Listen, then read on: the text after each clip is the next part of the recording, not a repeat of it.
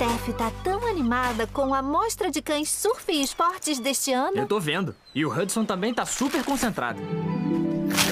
Espera por nós! O Bananas está tão animado com a grande mostra de cães. Mostra pra eles como se faz, Bananas. Você sabe que é um macaco de pano.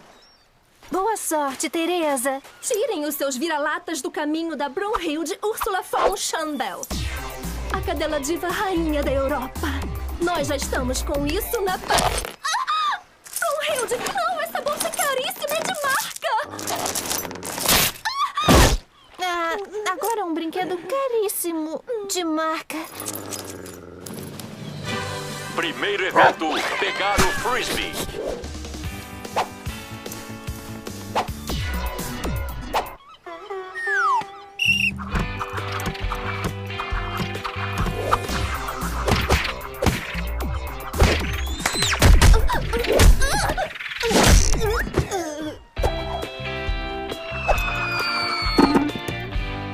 Bananas? Macaco bobo.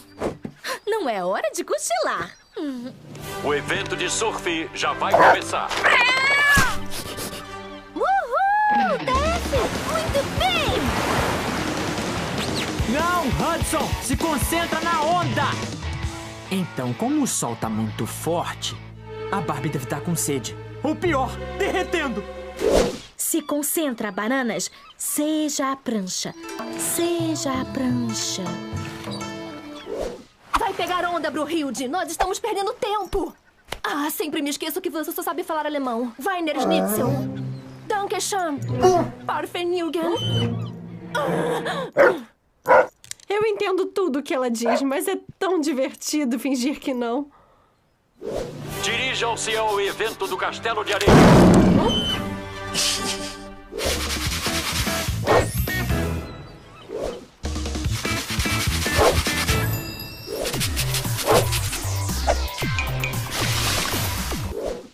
Mandou muito bem, Bananas. Seus closets e a banana jacuzzi são muito incríveis.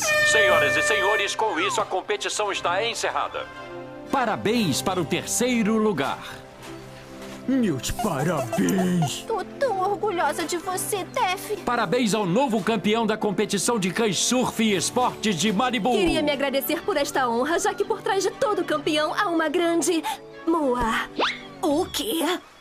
Queria agradecer a minha avó que me deu bananas, a gravidade que o fez campeão e a pizza só porque é muito gostosa. Eu devia ter trazido um bacê.